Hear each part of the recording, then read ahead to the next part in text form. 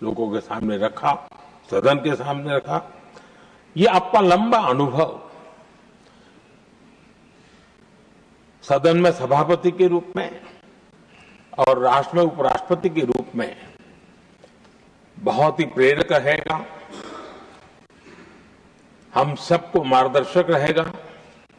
और मुझे पूरा विश्वास है कि मेरी तरह इस सदन के सभी सदस्य इस गौरवपूर्ण पल को जिम्मेवारियों के साथ आगे बढ़ाएंगे।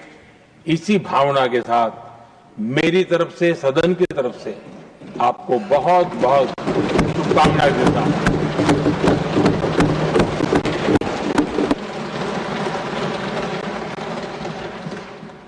Honourable deputy chairman. आदरणीय सभापति जी, वडक्कम, अभिवादन। यह सुखद संयोग है कि लगभग 7.5 दशकों बाद डॉक्टर सर्वपल्ली राधाकृष्णन जी, जो तमिलनाडु में जन्मे, देश के सर्वोच्च पंचायत के उच्च सदन के पहले सभापति और देश के पहले उपराष्ट्रपति बने, उन्हीं महान शख्सियत के उत्तराधिकारी के रूप में आज आप उसी महान विरासत और दायित्व को संभाल रहे हैं। आपका नाम भी वही है। कहते हैं आपके जन्म के 1 सप्ताह बाद आदरणीय राधाकृष्णन जी दूसरी बार उपराष्ट्रपति बने थे और उनके नाम पर आपका नाम रखा गया। आपको बहुत बधाई, आपका हार्दिक स्वागत।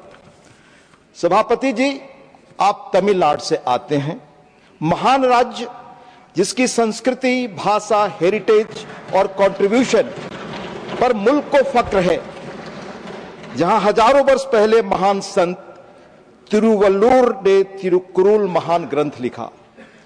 कुरुल 571वें में कहा गया, उसका एसेंस है कि किसी समूह को पूरी क्षमता तक पहुंचने के लिए एक ऐसे रहनुमा नेता की आवश्यकता होती है जो सहानुभूति रखता हो, जो दूसरों की जरूरतों और भावनाओं को समझ सके, उनसे जुड़ सके। यह सहानुभूति नेतृत्व एक सकारात्मक माहौल को बढ़ावा देता है, जहां लोग खुद को मूल्यवान समझते हैं और सामान्य लक्ष्यों की दिशा में काम करने के लिए प्रेरित होते हैं। आपके अंदर दूसरों के प्रति सहानुभूति है, सकारात्मक माहौल बनाने की प्रबल इच्छा हमने देखी।